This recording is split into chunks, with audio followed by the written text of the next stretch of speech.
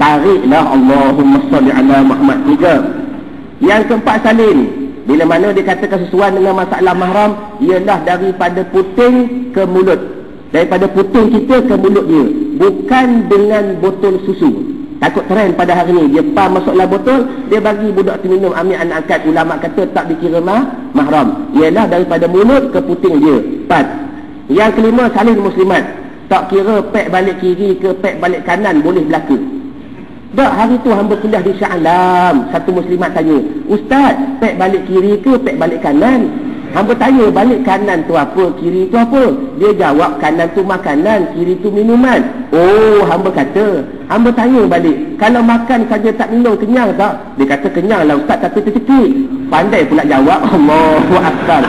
Kalau minum saja kenyang tak? Kenyang juga. Maka ulama kata tak iktibarlah pek balik kiri ke pek balik kanan. Syarat yang ke-6, tulis budak itu kena 2 tahun dan ke bawah.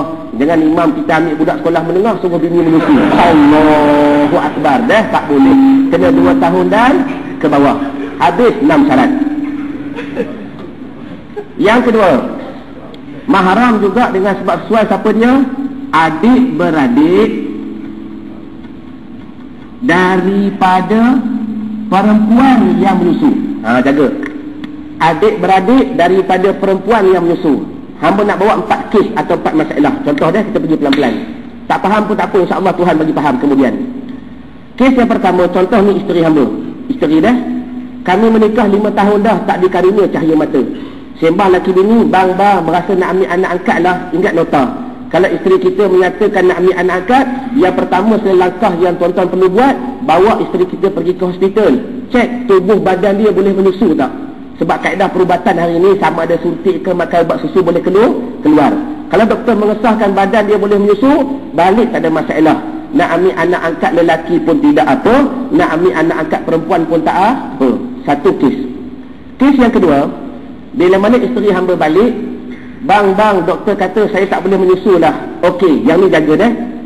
Kalau nak ambil anak angkat juga, yang pertama sekali tengok balik isteri ni, ada tak adik-beradik perempuan dia yang boleh menyusu, bukan ipar. Berlaku baru-baru ni hamba kuliah di Kota Warisan, teriak perempuan tu, kesian dia. Sebab dia tak faham masalah ni, yang menyusu tu ipar. Hamba kata ipar tak jadi, kena adik-beradik daripada perempuan tu. Dah. Jadi ingat, pertama sekali tolong pastikan isteri hamba ni ada tak adik-beradik yang sungguh daripada perempuan, daripada dia boleh menyusu tak? Satu. Yang kedua, tengok balik suami ni, ada tak adik-beradik suami yang boleh menyusu, bukan ipar. Setelah kita faham golongan ni, ingat hukum. Kalau nak ambil anak angkat lelaki, baby boy, dengar dah, nak kuat nasab, dia belah isteri menyusu, tolak belah sana. Bermakna isteri hamba tak boleh menyusu, ni kakak dia menyusu. Bila kakak dia menyusu budak ni, maka budak ni jadi anak susu, yang ni jadi ibu susu, betul. Kalau kakak ni ada adik-beradik pula ada anak, maka dia dengan dia jadi adik-beradik susu. Perempuan ini, anak laki-laki ni dengan isteri hamba jadi apa? Mak saudara susu. Ini maknanya adik-beradik daripada ibu yang menyusu jadi mahram. Faham mana ibarat? Adik-beradik dia ni bermakna isteri hamba tak menyusu, adik dia menyusu, maka automatically adik-beradik dia semua jadi mahram. Anak lelaki ni dengan hamba pula, suami bagi perempuan ni jadi apa? Sudah. Jadi apa? Tak jadi apalah, jadi anak angkat saja. Dah. Tapi selesailah laki-laki sama lelaki. Jangan kata jadi pak jaga susu, hamba dengan perempuan ni bukan adik-beradik dah. Allah Akbar dah. Hamba dengan dia bukan adik-beradik. Yang jadi pak jaga susu adik-beradik perempuan ni sahaja. Jadi hukum hamba dengan anak lelaki ni anak angkat saja. Tapi tak apalah sebab lelaki sama lelaki. Satu dah. Kalau nak ambil baby girl, anak perempuan pula dengan hukum, nak kuat nasab, nak jaga keturunan, dia belah suami menyusu. Bukan suami menyusu tak, belah suami dah. Contoh ni kakak. Ni kakak hamba, kakak sungguh. Tak kira lah adik-beradik seibu sebapa ke seibu ke. Kakak menyusu budak ni. Hukum, kakak jadi ibu susu, anak perempuan ni jadi anak susu. Hamba, adik-beradik dengan perempuan tu jadi bapa saudara susu. Betul? Anak perempuan ni dengan isteri hamba jadi apa? Tak jadi apa. Tapi tak apalah, perempuan sama perempuan. Faham mana ibarat? Allah, kalau pening minta maaf lah tuan-tuan. Tok Guru hamba kata Tok Syekh Pakir Daud, kalau pening tu tanda nak faham. Dah. Kalau tak pening tu bahaya, dia tak usaha nak tak faham. Allah. Jadi siapa yang tak pening kena buat pening sekarang. Dah. Sebab pening tu kita menggunakan otak untuk faham. Sedangkan yang bagi faham bukan kita. Kabur tak nampak. Kabur tak nampak ada ilmu tak sama dengan kabur tak nampak tak ada ilmu. Dah hilang kabur, bagi cerah, insya-Allah boleh nampak. Baik, oleh kerana itu hamba nak tambah pening lagi. Dengar masalah yang keempat. Kita kembali pada masalah yang hamba buat pada ketika mukadimah tadi. Dia seorang lelaki, tuan-tuan, dia ambil anak angkat. Muslimat jaga, kalau berlaku masalah ni jalan penyelesaian ni. Laki-laki ni, dia ambil anak angkat, dia jaga budak ni sampai umur 5 tahun. Satu masalah. Kemudian baru dia bernikah dengan seorang perempuan. Perempuan ni tak sempat menyusu budak ni, maka tak jadi mahram.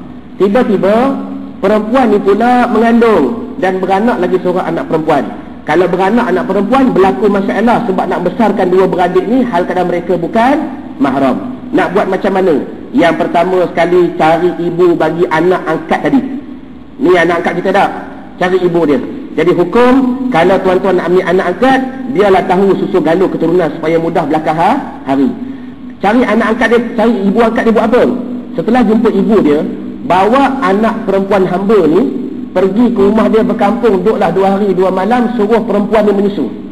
Kalau dia kata tak boleh menyusu, heret dia pergi hospital, suruh dia makan ubat, suntik dan sebagainya. Ada kan lagi hukum nak ajar ni, supaya apa? Dengan suntik sekurang-kurang susu boleh keluar. Bermakna duduk 2 hari 2 malam, cukup 6 syarat tadi, maka automatically dua beradik ni akan menjadi adik-beradik susuan. Jelas? Jadi kalau kita bawa mereka balik ke permata ni tuan-tuan, maka kita boleh besarkan mereka hal keadaan mahram. Tapi ingat, walau bagaimanapun perempuan ini dengan anak tetap tak lepas. Tetap tak jadi apa. Cuma kita dapat selamatkan dua beradik ni sahaja. Dengan mak dengan dia tak boleh selamat. Maka hukumnya, kalau anak ni akhir balik besok, mak ni wajiblah bertudung dan sebagainya. Fahaman ibarat. Habis masalah yang kedua. Akhir sekali kita habiskan pada hari ini. Mahram yang ketiga, yakni mahram dengan sebab nikah. Allahu Akbar. Nikah ni tuan-tuan macam-macam hukum yang pelik-pelik. Hamba nak berkongsi dengan tuan-tuan yang alim. Satu hukum yang hamba pernah mengaji dahulu ketika hamba bila mana hamba ke Aceh tuan-tuan. Dulu ketika hamba duduk pondok-pondok di Malaysia, bila mana habis cuti pondok, balik ke kampung, balik ke rumah, menghadiri kenduri-kendara dan sebagainya, tengok pula orang bersanding, kita maklum dah hukum bersanding tu haram. Ditambah lagi pula dengan buat menepun tawar, baling beras, baling bunga dan sebagainya. Hukumnya boleh ke tidak? Ya, boleh saling. Nak buat menepun tawar, hukumnya boleh. Syarat kalau yang bersanding tu ayam. Barulah baling beras, ayam tu boleh makan. Kalau orang tuan-tuan membazir dan sebagainya. Baik, itu dulu. Baru ni bila mana hamba ke Aceh tuan-tuan, alhamdulillah, dalam perjalanan di sana hamba sempat singgah di satu pondok yang ketika tu berlaku majlis akad nikah. Tok guru besar sendiri yang menikahkan anak murid dia. Apa yang berlaku tuan-tuan? Lepas akad nikah, hamba melihat dengan mata kepala sendiri. Tok guru tu tuan-tuan ambil air zam-zam yang sedikit, mercikkan di atas wajah-wajah keduanya. Ambil beras yang sedikit, meletak di atas bahu-bahu keduanya. Ambil potongan bunga mawar apa tu, daun pandan yang sedikit, meletakkan di tapak tangan keduanya. Hamba katalah hati, lah dulu aku mengaji kata hukum tepung tawar ni haram. Tiba-tiba tengok hari ni ada orang alim buat. Kita ni tuan-tuan gila dengan ilmu. Lepas kenduri tanya selalu tuan-tuan, mu tok guru ke tak garu ke aku tanya. Nak faham ilmu. Maaf dah. Lepas makan, tok guru masuk rumah bawa kitab. Rupa-rupanya tuan-tuan, amalan menepun tawar ini memang datang daripada perbuatan sahabat-sahabat Nabi SAW, penuh dengan dalil. Yang salahnya pada hari ini kita buat ketika bersanding, tu yang haram. Dalam kitab hadis dibuat beberapa kaedah, boleh menepun tawar atas 3 tempat. Pertama, lepas akad nikah, buat selalu. Yang kedua, ketika anak kita nak berkhitan, bersunat. Yang ketiga, ketika anak kita nak khatam Quran. Sebab apa tuan-tuan? Di sebalik hadis yang berlaku, banyak doa-doa yang telah diajar oleh Nabi SAW ketika percik zam-zam, ketika meletakkan beras sebagainya. Ada doa yang Nabi ajar untuk menolak gemuruh. Lepas akad nikah gemuruh tak? Gemuruh. Nak bersunat gemuruh tak? Gemuruh. Nak berkhatam Quran gemuruh tak? Gemuruh. Di sebalik itu, percik tu ada doa kena baca. Letak beras ada doa kena baca. Letak bunga ada doa kena baca. Kesimpulannya, kalau jodoh panjang, kita boleh buat kitab tu tuan, kita boleh pakat-pakat mengaji macam mana kaedah menempuh tawar yang datang daripada syariat Nabi sallallahu alaihi wasallam. Wallahu a'lam. Habis.